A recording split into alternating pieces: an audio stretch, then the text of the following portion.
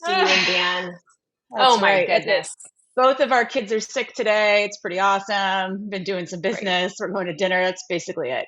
I think we Good both forgot times. about it until my mother texted us. So that's how we remembered it was our anniversary. So here we are. Here we are. We have a cool lineup today. So, Lisa, first, I would like to tell everybody Melissa Danino is not with us today. Her Oh my son God. is premiering in a Les Mis performance at his school. So, like, we're here for Incredible. that. So she can't be here with us today. So if you're commenting, like if you want us to see something, you're gonna have to tag us, text us, signal us, WhatsApp us, like all the things, because we're just not gonna see it otherwise. Because LinkedIn is objectively kind of the worst with its live feature. So there's that. We have some interesting stuff today. We have Michael Marchant. I think I'm saying his last name right from UC Davis Health to kind of I don't know what he's going to say give it who knows maybe tell us he agrees with our last show about the California Health Data Exchange or Data Exchange Framework. Then we have Rochelle Prosser, who is she has about 700 jobs, but she's on the high tech. She's the founder of Orchid Healthcare Solutions. She's a founding member of CancerX. She's a nurse. She's many, many, many things. And then we're going to end our show with Mr. Kevin O'Leary of Health Tech Nerds fame. So it's pretty awesome. We got a lot going on. Lisa and I do have some current events to share with you, things that happened all Oh week. yeah. Like, I don't Oh know. wow. So we got some stuff going on. Lisa, I have a deck. It has I think six first slides. I Are just you want to ready? say, no, I just want to say, okay, I also just want to say, like, we apparently are attracting the attention of lots of people now. I just want to put it this way. If I were a billionaire, I would not be watching the Health Tech Talk Show. I mean, God bless. Thank you very much. I would. But also, if your only intention is to like shit post us or write back weird comments on LinkedIn, also thank you because you are helping promote the show. We appreciate it. Love you all. I You're love great. it. Listen, I feel like we've made it. I feel like we've made it. Okay, all Absolutely. right. So, starting What do out you our got here? news Oh today. no. So as you see, we posted this with permission. So this is an update on our Chief Patient Officer campaign. So Nice. we've been having a lot of talks with a lot of smart people about how we actually get this done. We have a big coalition rolling out here, probably in the next 60 days, that we've convinced to support us in some efforts here to get this done. But some of the comments that we've gotten from the community, from the industry, from smart people smarter than us, are that like, hey, there's actually a bunch of approaches here. One is that, yeah, you could get a chief patient officer in one of the agencies. That'd be a win. Fantastic. But like, what about the states? And so our good friend and probably Right. favorite consultant, and I'm probably Yeah, saying by his far. last name wrong too, even though he's told me it's either Kevin Kevin McGavie McCavey. or McCavey. See, that's the thing. I I don't don't. know. People say Kevin, McDavid, just McDavitt. comment and We tell love us we're saying Kevin. your name The wrong. point It's is, fine.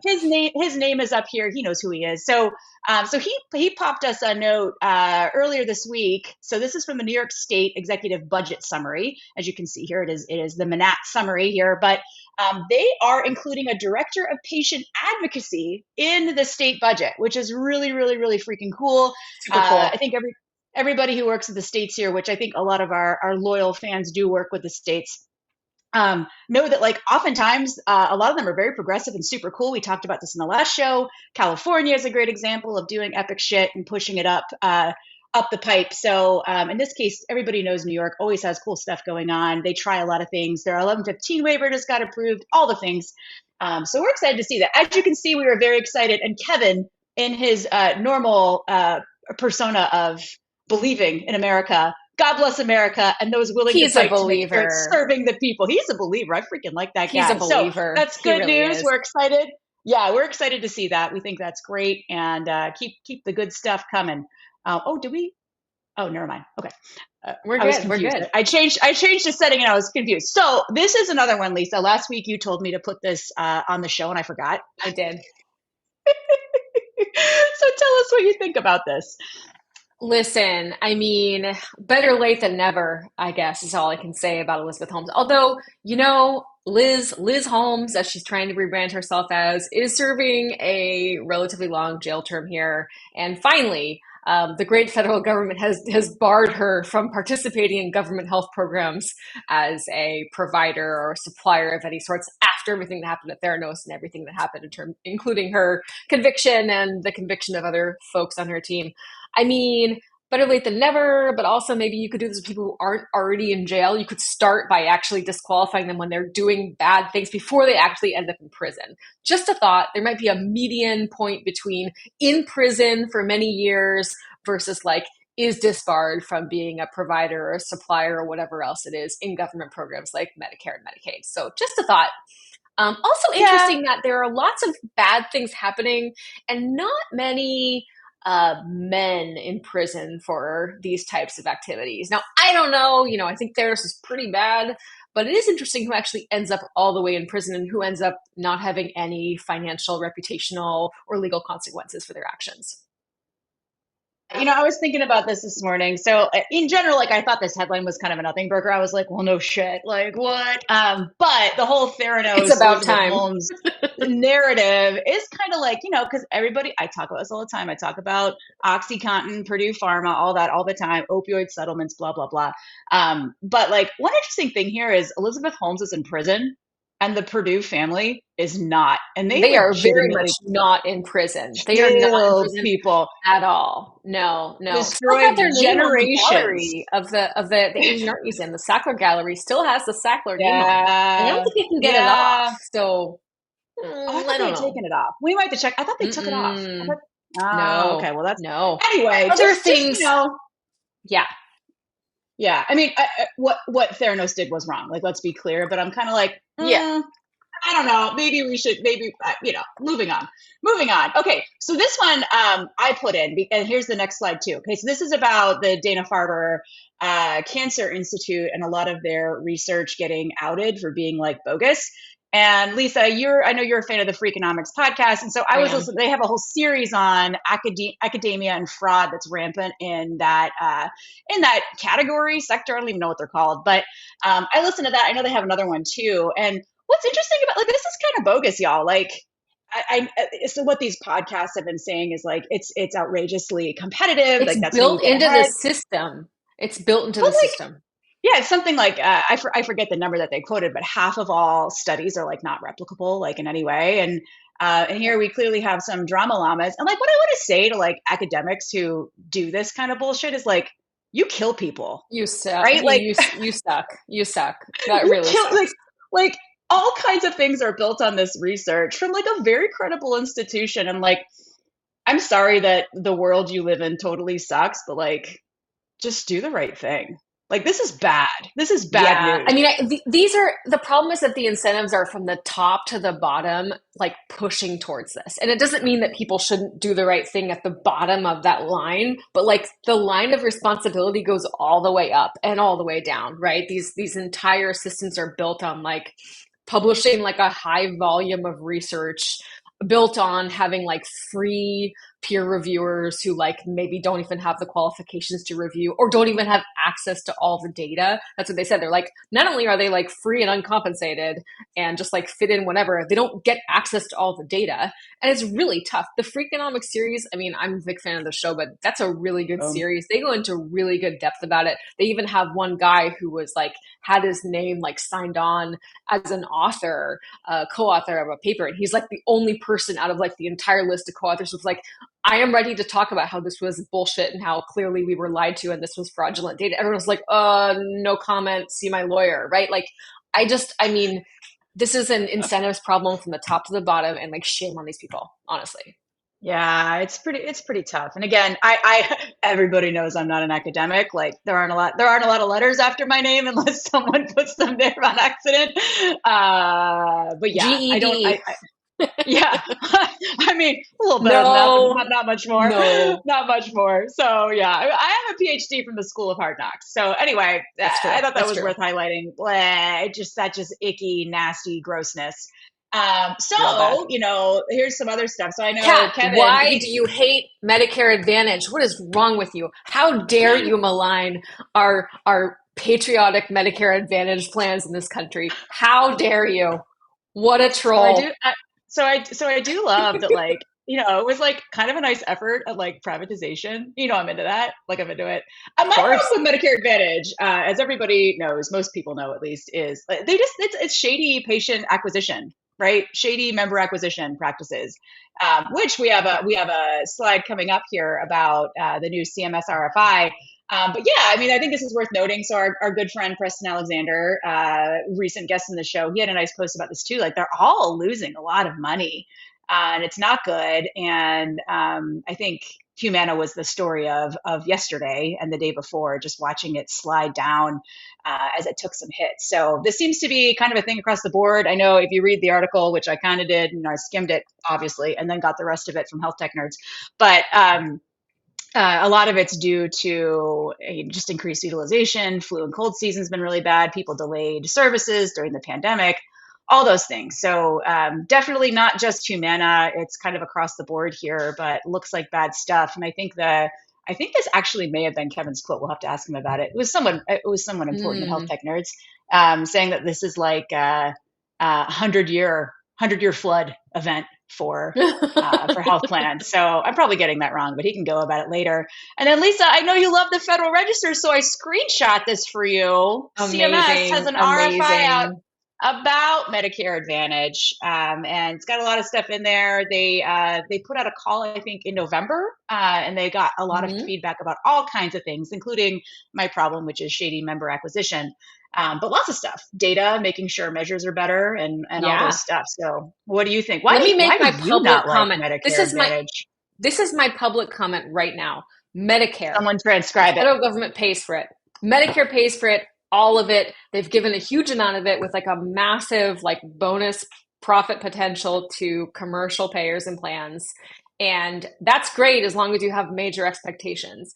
And let me just say this, Medicare, all of us, taxpayers, the government, we pay for Medicare. We should expect the very best out of Medicare. We should expect full data interoperability. There should be no limits. There should be no barriers, no lack of interoperability, no information blocking allowed. The federal government could do that. We should expect it. They can expect it. We should ask for it for everyone who takes and accepts Medicare, for all of the Medicare Advantage plans, anybody involved in this way. We should expect the very best in data and interoperability for people, for stuff that we all pay for people who have Medicare. So that's my response. I'm going to write it down as well and send it to the federal government. But let me tell you, we expect more from Medicare. We pay for all of it, and no like massive like bonus profit potential for Medicare Advantage plans who aren't doing exceptional care and also meeting all those requirements. That's what I asked for. That's my response. We're going to hear later about some drama llamas with the star ratings. So that's really exciting. This is like this whole show is like all tied together. We didn't even plan it. So all right. So totally. On our last show, Lisa, we had Timmy Leslie of Blue Path Health and Connecting for Better Health, who is fighting for the California Data Exchange Framework, which is something we talk about often on our show. She had some good stuff talking about things. But one of our fearless commenters, friends of the show, Ritesh Patel, made a comment that the university, or the UC's, University of California UC system. Had not. I think his comment was that they were going to make their own HIE, and then Timmy said, "Well, they haven't signed the data sharing agreement, right? Which has been mandated, all these things." And so we got some notes from and Michael. I got a note from Jim St. Clair, other fan of the show, good friend, who says your name is pronounced Marchant. So we're going to bring you on. You better bring him on. You better bring him on, Kat. Bring him on. We have Michael Marchant, who is. I got to hoodie up. I got to hide my face for the embarrassment for the UC. That's what I'm talking about. It's so embarrassed right now. I can't. This is incredible. Look at this guy. I knew this is the best backdrop ever. This guy, he's with. Well, we'll let you introduce yourself, but I would like everyone to notice his background. Early supporter of the Q-Hins Aren't Real campaign. Where we were simplifying dialogue among community members in our great industry. So, Michael, introduce yourself. I mean, I feel like I don't know how you can top that intro when you just showed up, but tell us about yourself and just tell us the things. Like, we were here for it. Sure. So, let me start my timer because I know I have 10 minutes. So, I could talk about this for a whole hour. So, first thing is, I'm Michael Marchant. I'm the director for interoperability innovation at UC Davis Health here in Sacramento. I'm on the Care Quality Advisory Board, Care Board Governing Council. I've been on the HIMSS Interop Committee. I've done lots of stuff in industry for a long time. Before the job I'm in today, I work for DHCS through a contractor on the EHR incentive program. So I'm familiar with Cali Connect and the EHR incentive program and Carla Denise and that whole crew that was running them down in Oakland. Before that, I was at Sutter, started Community Connect before Community Connect was a thing with GE products, not Epic products, and ran their interoperability as Sutter consolidated from 26 individual IT shops to one, and led all that. So he knows some stuff.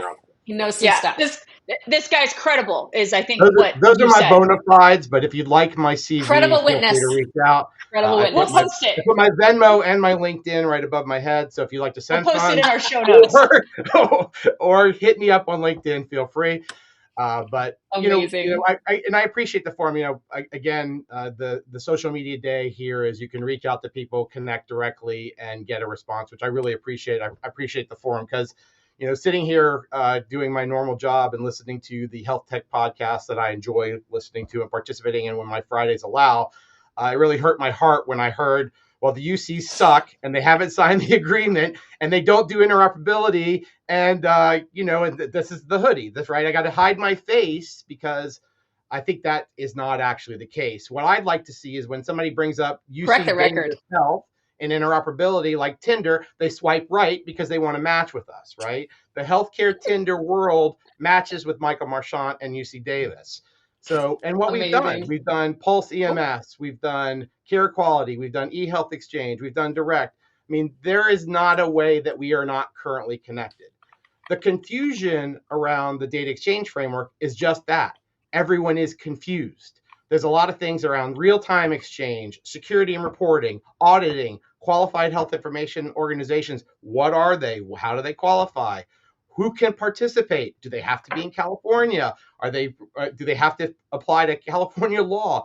It's like there are, you talk about content and manner with TEFCA, and I'm going to put TEFCA to the side because we can talk about that for another hour. But I mean, really for us, it was like, and our legal and compliance people, it's like, there are so many gaps between the reality of what's in the DSA and how the real world works that they were just uncomfortable. And again, we can overstate with the legal and compliance people of how protective they are. But in essence, we're the stewards of that information and we need to protect it. And as a HIPAA covered entity, we're held liable for protecting it, as opposed to organizations that may be able to participate or will be participating. And I think they should in what's happening in California. They may not be held to the same standard for security, standard for auditing. And a lot of those things were just left as gaps in the document that we were signing. Wait till you hear about TEFCA. It's going to really blow your mind. Yeah. Well, QNs are real or not real. I don't know. But anyway, so I mean, for us, it was going down this road. And again, just to quote a letter that we sent to John Ohanian, who, for those of you who don't know, is the director for Center for Data Insights and Innovation for the Office of California HHS, the UC Health. So I don't speak for the UC Health, but this is a letter that was crafted by all 5 of the institutions, agrees with, supports the goal of data exchange framework to promote health equity within the state of California. Our comments and requests for clarity and revision are rooted in a deep belief that while today's health information should be used to improve clinical outcomes for all in the future, protecting the confidentiality of data is critical to honor the privacy rights of our patients. And you talk about behavioral health, you talk about reproductive health, and all the crap that's happening in the other states. And we could talk red state, blue state. Don't need to go there. But realistically, there are a lot of things that are unclear about exactly how this will go. Again, the nice thing that we were able to do, or I was able to do, again, with my broken heart, was to reach out directly to Timmy as well and say, hey, Timmy, listen, we want to do this stuff. I just need to understand how. I've sent multiple messages to the DXF folks and said, hey, if you look at the slides, and again, I was going to send you stuff and I've got it, but I'm not going to bother you with it. But if you are on a certified platform and connected to a national network and you can do direct, then you don't have to join a QHIO. Or do you? How do you send notifications? How do you handle rosters? How do you, what's the technical infrastructure? Because I think we can do it. When we were working on whole person care here in Sacramento, I actually offered for UC Davis to host the roster for the enrollees for whole person care because there was no way for us to send notifications without knowing who's actually enrolled in the plan. And since none of us were primary care, nobody wanted to share the roster. So then it became this, well, chicken egg thing, right? Is that we have the technical Right. capability to have a roster, to share information, to help Sutter and Kaiser and everybody else participating in whole person care know who's actually enrolled, so that we can tell people that they've showed up at our ED.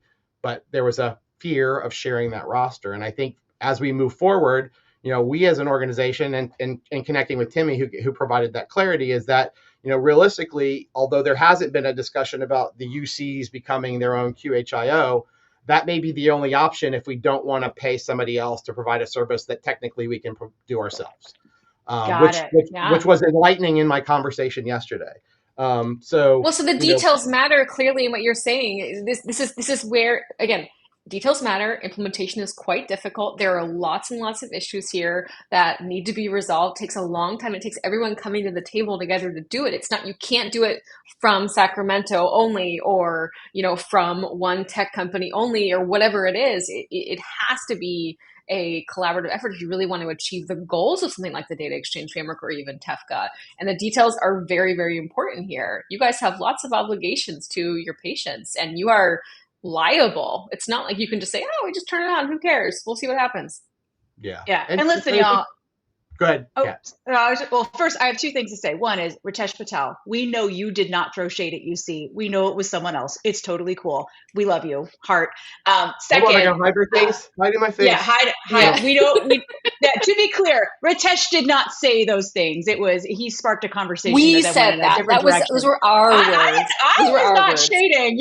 I am a champion of the private sector and private sector interoperability solutions. And I think, as I've said before, in the early days before AB 1331, you may have, I actually led a team that lobbied against it. Because I thought that California would have difficulty having a statewide solution, given how large it is and how it's divided up into regions, the HIE landscape, all those things. And I agree. And Lisa, we've talked about this, and we get some hate mail about when we talk about the data exchange framework, about, the implementation side of it really sucks. Right? Sometimes these programs get put together. Wash over it like it doesn't matter. It's incredibly important and difficult and specific. But I think that's where same thing with TEFCA. If the state wants to mandate something, then create a health data utility that we all feed into, right? Well, I mean, Cali Connect had $38 million in 2010. We have a lot of policy procedures and 15 HIEs, but we don't have a statewide effort. And again, we can kind of go back and forth around the history, but we have the tech. From your lips to God's ears.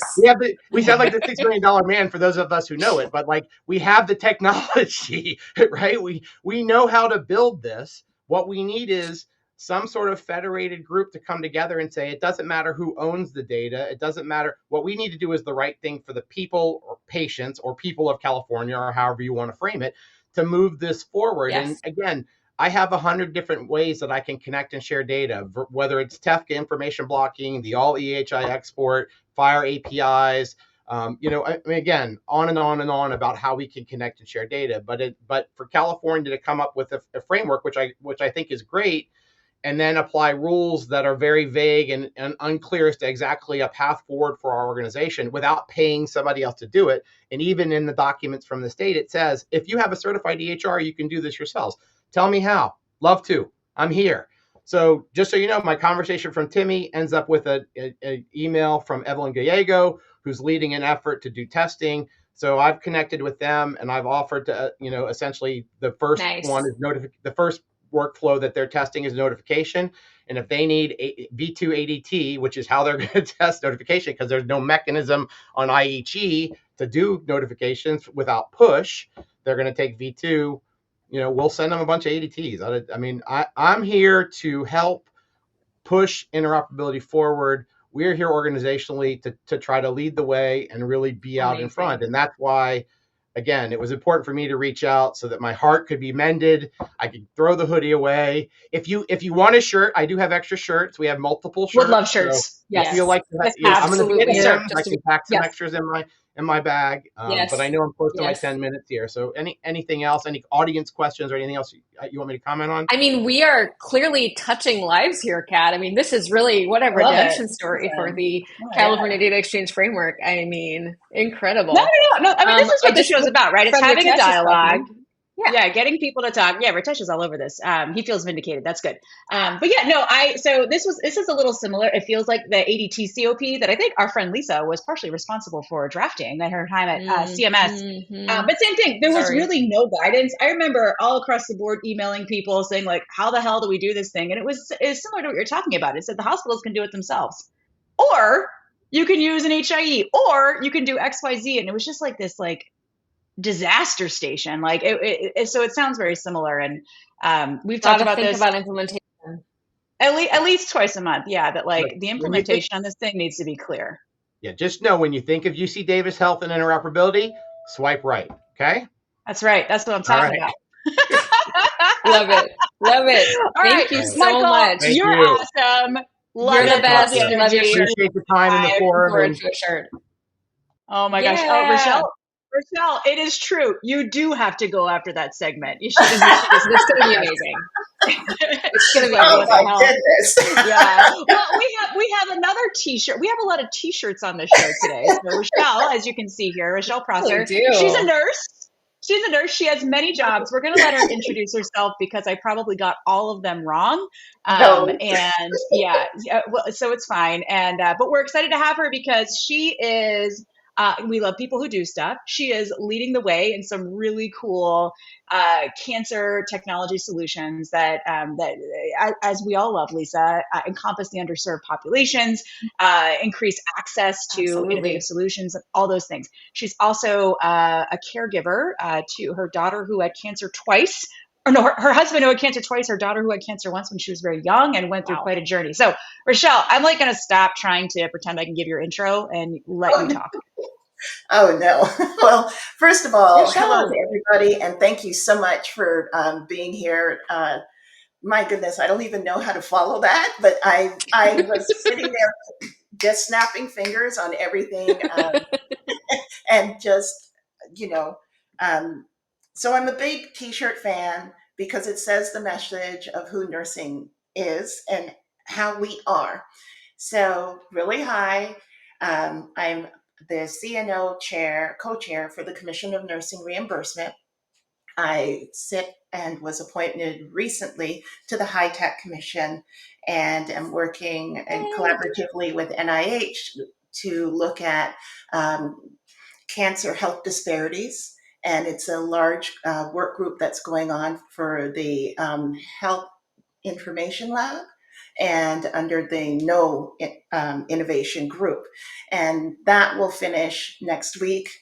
Um, we were just inducted for Orchid Healthcare Solutions into the Israeli Mass Challenge Accelerator for round 2 judging. So we're really excited about that.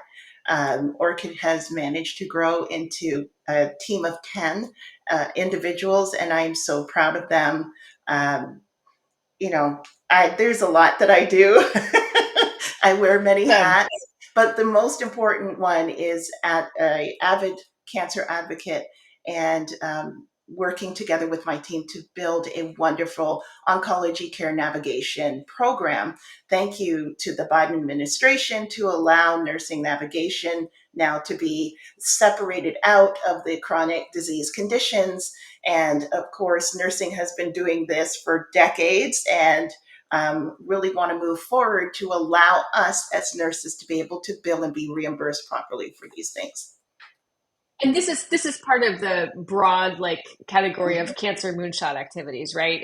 Cancer X is also part of the broad portfolio of activities. But yeah, so actually, Kat, I'd like to hear you say thanks to the Biden administration. Come on, we're all waiting. Listen, I'm here for it. I'm freaking here for it.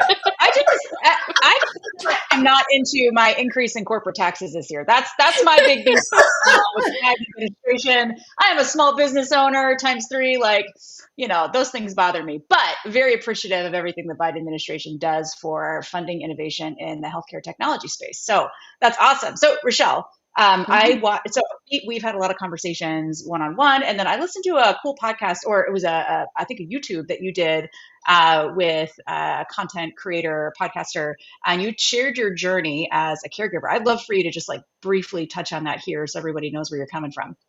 All right. So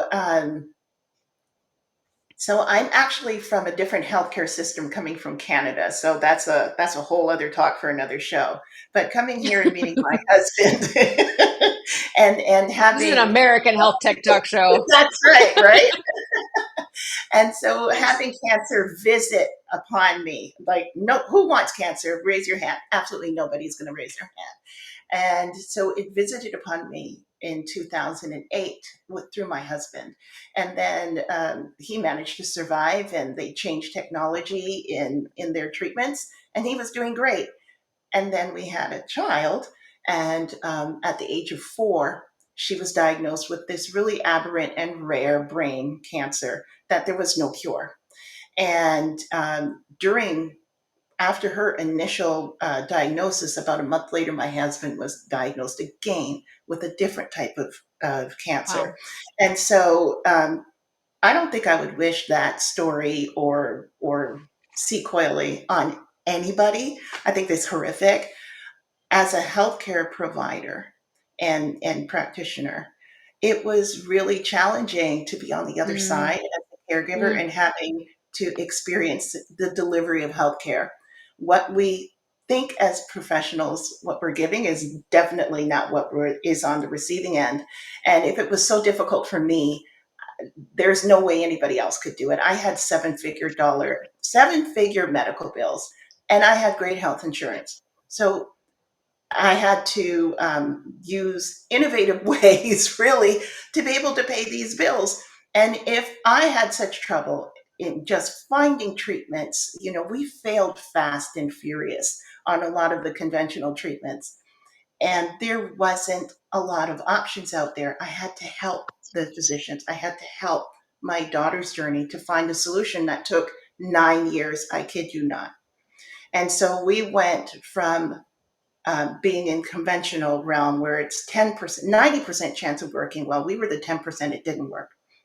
And mm. now moving into experimental and humanitarian purposes where you have 50% chance of it working for the next 2 years. So we had to leapfrog through each journey, through each iteration of a drug until we found a solution. And radiation happened to be that for her. She's 14. Is precocious, a regular 14-year-old. You never go unscathed after having cancer, but I cannot sit here and not turn around and say there's a big diaspora in terms of cancer health disparity. A lot needs to be done, but a lot more needs to be given. Now we have 80% chance of survival. Her chance of survival was 0.14%. Wow. 0.14%. It would have Wow. almost been better to do nothing, but I'm not that type of person. And Oh, so most people cannot tolerate that. They cannot tolerate the separation of family. They cannot tolerate the isolation. They cannot tolerate the financial turmoil. And so I started talking, and out of that, built this wonderful thing to help move cancer forward, which is to sit here and unsilo oncology care, period. There's no reason why each facility and each state, down to your zip code, will determine what drugs you're available to have. That's, mm. to me, insane. And I had to do something. So I created the Prosser Cancer Treatment Library, and it houses all therapeutics. And I mean every Wow. single scientifically based treatment, and a few adjunctive ones too, in there to promote knowledge, proximity to care, and access. It doesn't matter where you are within Cat, and you can speak to it. What it was, 10 seconds, and you have Hmm. a list, and you can take that list to your provider and have a conversation. Most of them that do this Google search, you get snake oil and a few other things. You're not going to get that here. But most importantly, you're not going to go on this journey alone. Once you have list, we're going to talk to you about it and make sure that you understand that there may be some things on that list that isn't good for you, and that the no is okay for now because we don't want you to get hurt. And then we'll turn that Hmm. list over to you and to your provider, and you can go and have that conversation. That's what we're about. But then we also do one more thing. We focus on quality of life. And my COO, Rebecca Hunter, which I mean, I'm so proud to have her on my team.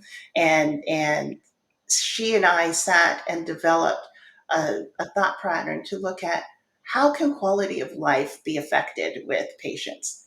And will it actually make a difference, especially where those that look like me are in third and fourth stage, where there's not a lot of treatments there, a lot of treatment options. But if you can improve the quality of life and do it long enough and follow some of the metrics of the World Health Organization and the United States, you actually might have longevity, which is something that we have a real Right. problem with here, but longevity Mm-hmm. in the right way. And so I'm really proud of what we have to offer in our oncology navigation program. And I welcome you to go to our website, orchidhealthcaresolutions.com, and take a look. Um, and that's all I'm going to say about it because it's a lot. Amazing. Yeah, it is a lot. And so, Rochelle, you are a nurse. You're a Yes, trained critical care, yes, but you're also a data scientist, and you're on the high yes. tech. So, Lisa and It's I kind know of a we big deal in deal. this. Yeah, like that's like a big deal. Like when I saw that announcement. So, shout out to our good friend Natanya Wachtel Jones who introduced us to Yeah. Rochelle, and we were chit chatting, and Natanya's telling us about the Last Supper and all those things, and then I see that announcement come through, and I was like, what the hell? Like that is hard to do and awesome, and I did not know you. So talk to us a little bit about that. Like, why apply? What do you hope to accomplish with the high tech? So I didn't apply. I was nominated. Somebody recommended me. I have Oh, no idea who it was. Thank you very much. I had no clue who did it, Well and deserved. so then no I big had to make deal. a decision. I had to make a decision. Is this really what I wanted to do? And then go through this. It was literally a 6-month process. So I don't recommend sitting down with the GAO. It's a lot of work, and I thank A everyone lot of out there work, that does it interviews. every day. Yep. And so they do that work and it takes a lot. And I thank them very much. But what they said to me was, regardless of all that I'm doing in my background, I'm definitely qualified to sit in that chair. I am here You to are. represent the nation and look at health disparities and ensure that we are not creating algorithms, rules, or any other technology, either implied or unconscious, that will affect populations of color, African Americans, Native Indians, Alaskan Indians, Hispanics, Latinos, women, children, elderly. And as we build health tech, it's usually visited upon us as nurses, right?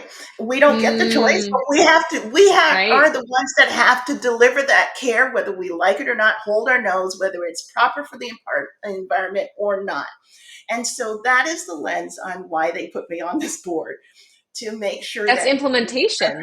That's yes, implementation, right? Like that, like you're yes, saying, the experience of nurses is okay. Well, here's this protocol, or here's this health tech thing, or whatever it is, or here's these health data you have to use. yeah, You're in implementation. You are on the ground. Your hands are on the patient, and mhm, you're the line here in front of that, and that's it's right. incredibly important. And we're Yeah, responsible. We are not the policy creators, we are not the tech creators, but we are beholden to the outcomes of the data collection and the results that spit Totally, out. Which I don't know totally. about you, there is no, and I mean no career, no job, and Jack has a boss, that it's developed like that, where you are beholden and have no control over what you do.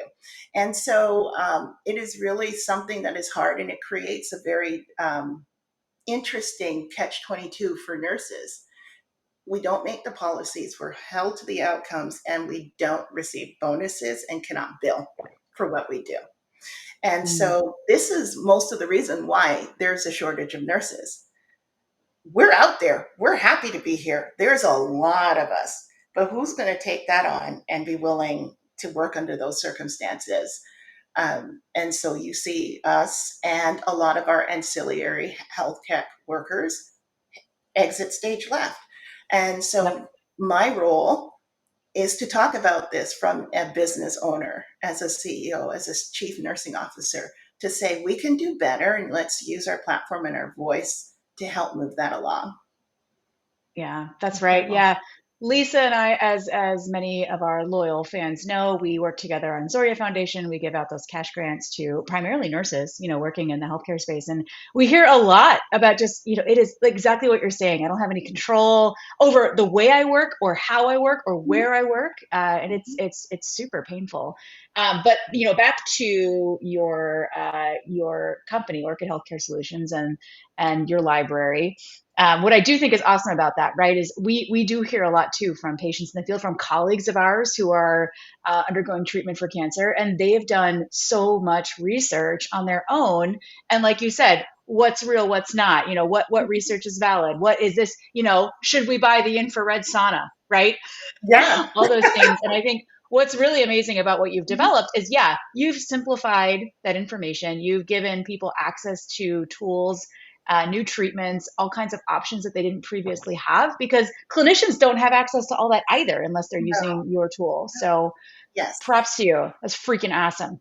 Thank you. And heads up to health tech founders, health tech companies, right? There's this amazing resource. You can probably work with Orchid Health Tech Solutions on some of this work if you're building something in the space. So maybe reach out. Absolutely. Yeah, We're absolutely. looking for funding, partnerships, and collaborations in any way that people are able, even a cheer on at this point. But to be quite honest, what was important to me as I built this up and as I work collaboratively with my COO, Rebecca, was to be able to build tech in a way that people actually want to use. It is the same thing with the drug industry. We have wonderful, it is 28, what was it? 28.7, no, $87.4 trillion that are spent every year in oncology. And the trickle down effect does not get to the patients, right? It's a community organization that is assigned to you through a social worker. And then it's a one and done. I'll give you $1,000 to pay your $5,000 mortgage. And you still got to come up with $4,000 this month. And next month, that bill still hits. So we provide, as a team, resources that are realistic that people can use. We partner with Healthwell Foundation and Pan Foundation, where they actually provide transportation, funding for the duration of your entire treatment time. So depending on what cancer it has, it's 5 days or it could be 5 years. You just don't know in this crapshoot of what you do when you roll the dice.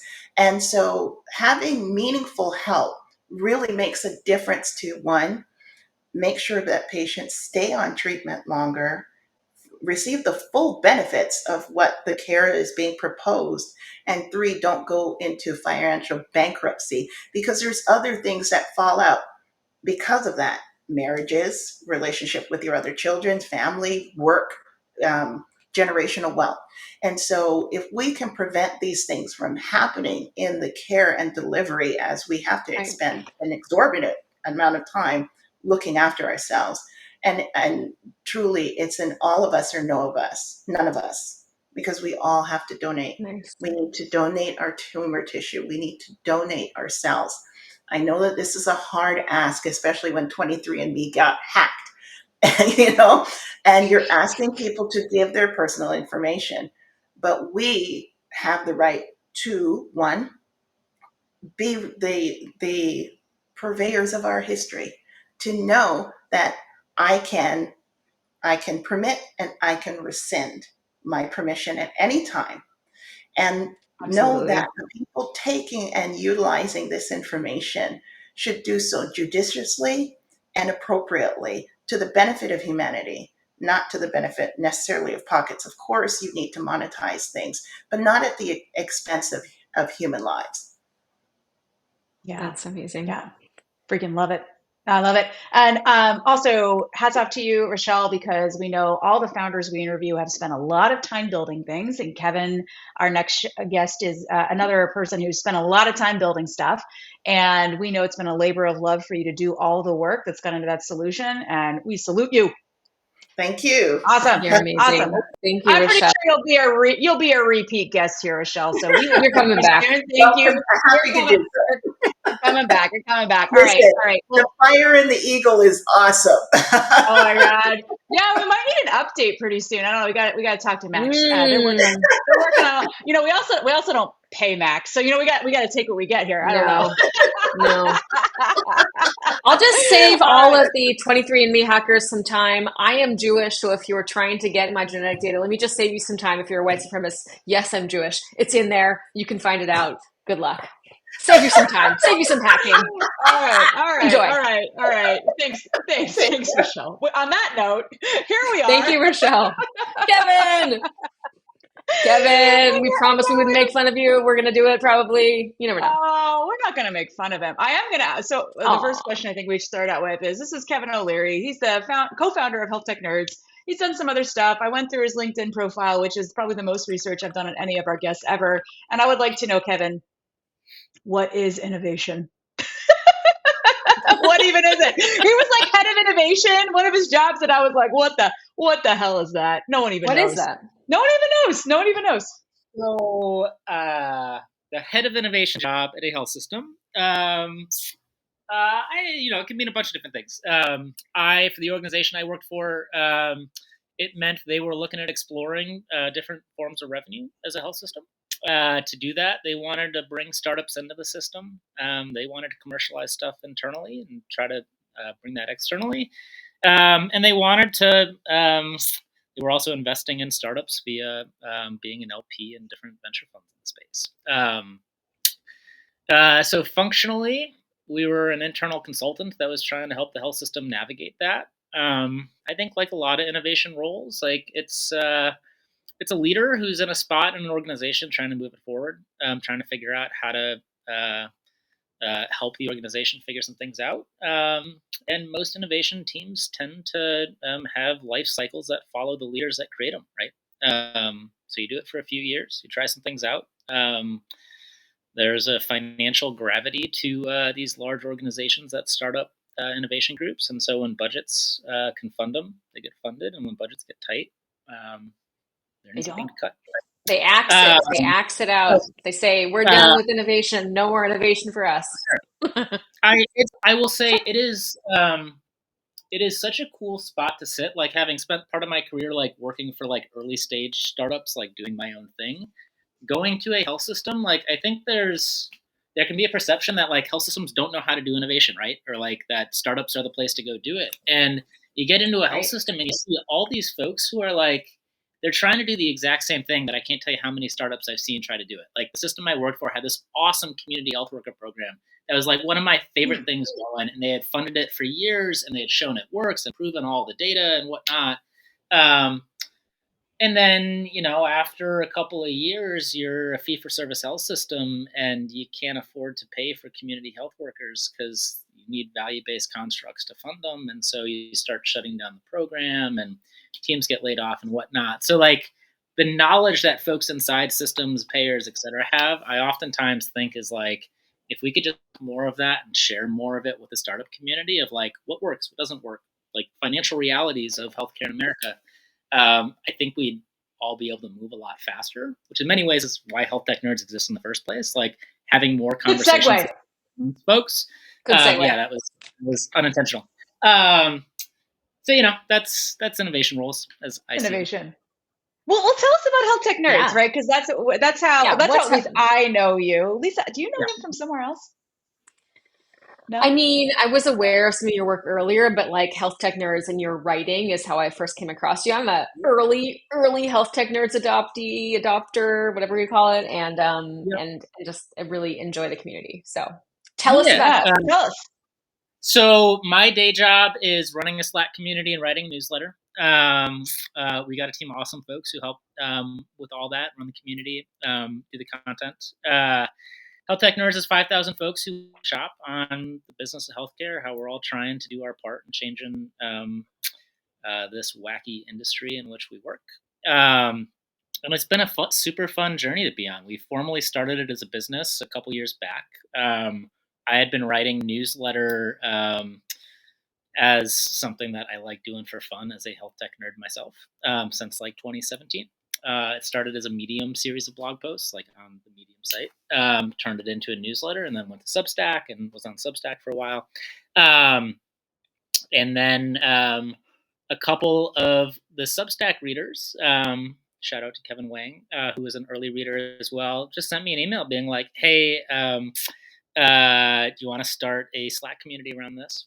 That's where the Slack community started at back a couple years ago now, and here we are today. So it's a fun place to, learn about the business of healthcare, hang out, talk shop, meet other folks who are doing similar stuff. Some folks find jobs there. Some folks find business partners. Some folks find funding. Some folks just learn. So that's well, that's day job. you're obviously being very humble. It is not just like a rando Slack channel. It is a really wonderful community with like very intentional community management, which I mean, I've been working in media in some way, shape, or form for now, I want to say more than 20 years. And these things don't just happen. It's a lot of work. It's a lot of intentionality. And I was saying earlier when we were chatting, it's so much like just the reality of implementation of any policy, right? Implementation is the hard part when you're actually on the ground doing work, and you have to do very specific things to keep people communicating in a productive manner, having fun, but also like learning and engaging with each other. So you guys do a lot of work on that.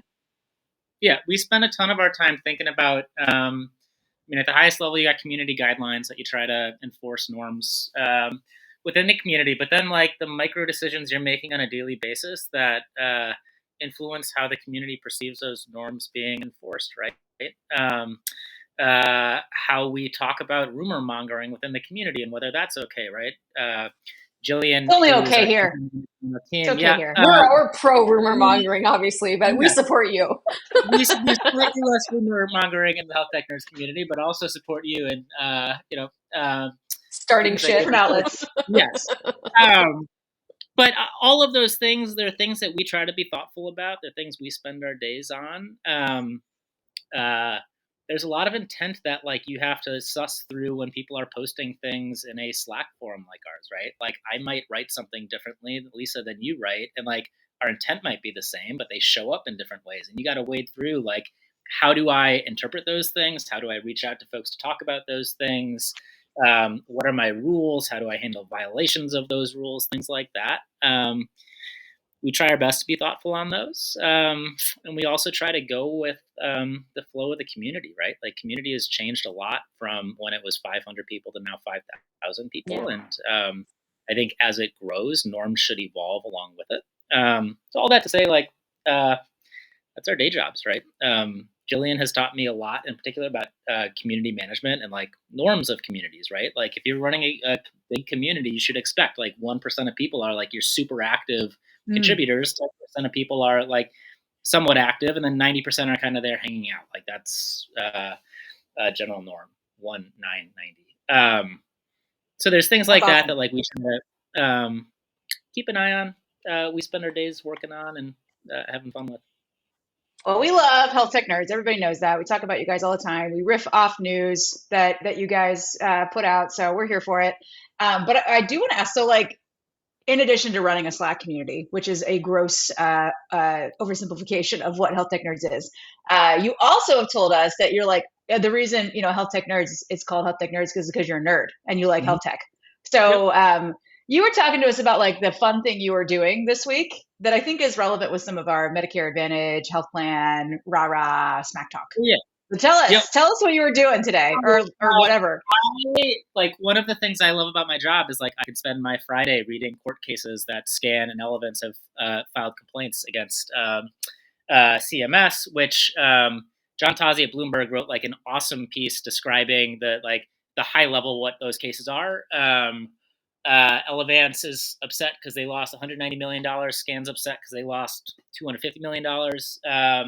And like, you get into the court cases, and it's literally like a single secret shopper phone call that was made from CMS to Elevance and Scan that moved them from a 4.4 star rating to 3.5 star rating. So, which is why they lost all their money, right? So, like the court case is Scan talking about how somebody called them speaking French, and the CMS rule is you need to do the call in under 8 minutes.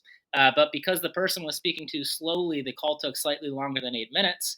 That moved Scan from a 4 star on that measure to a 3 star on that measure, which moved their overall thing from 4 stars to 3.5 stars. So they lost $250 million. And it's just this like wild, I spend my days in Slack talking about like all these new innovative ideas and things like that. And then like you read a court case like this and you're like, Scan CFO is spending his time in meetings all day long, sending emails to CMS about how like they interpreted their language wrong. They screwed up on these two-key outlier measures and are using the wrong data set to calculate how things changed. And like, that's what they're thinking about. None of that is improving healthcare, right? Like that's like, it's like a very like legalese minutia. And like, I understand it, right? I get it. I don't understand the secret shopper, the specific example you gave, but like, I get that CMS is like, well, we have to find some way of measuring this, but like, this is what it turns into, right? This is what it is. At the end of the day, they're working on this. For sure. So, and like, for me, it's such a, like, with a community of 5,000 folks trying to understand healthcare, like reading stuff like that is like the absolute best way to understand like the business of healthcare, like how Scan, how Elevance are, why they're doing the things that they do. Like it's one phone call that's driving all that for them, and like it helps you understand the way things work, which is for me like super fun. What do you think about the Medicare Advantage in general, right? All the doom and gloom. I know we saw you talking and posting some information on the Slack this morning. Like, what's your general like high level summary of like what's going on there? Gone out, and we're starting to see who's been swimming naked and not. I mean, I think that's the easiest way to sum it up. Like, we were in a period of excess. Money was cheap. Money was cheap, and now we're not, and it's going to be a lot harder to figure all this stuff out, right? The quote was from an analyst who was asking a question of Humana leadership saying, like, this feels like an 100-year storm. And, like, you can just, like, again, those earnings transcripts are also the best free way for people to learn about business healthcare. Like, if you want to understand MA, listen to every Humana earnings transcript. Like, it is just such a wealth. The industry's it's in an adjustment period. Right, like between V28, between the STARS stuff, it's gonna cause a lot of problems over the next couple of years. Humana CEO was on the call saying like primary care startups are going to be in a world of hurt because it's all going to flow down to them. Non-sophisticated ones, like this wave is just beginning. They talked extensively about how much trouble they think Aetna is going to be in because Aetna just took market share in 2024, and they think they underpriced, and so Aetna is going to fall back in 2025.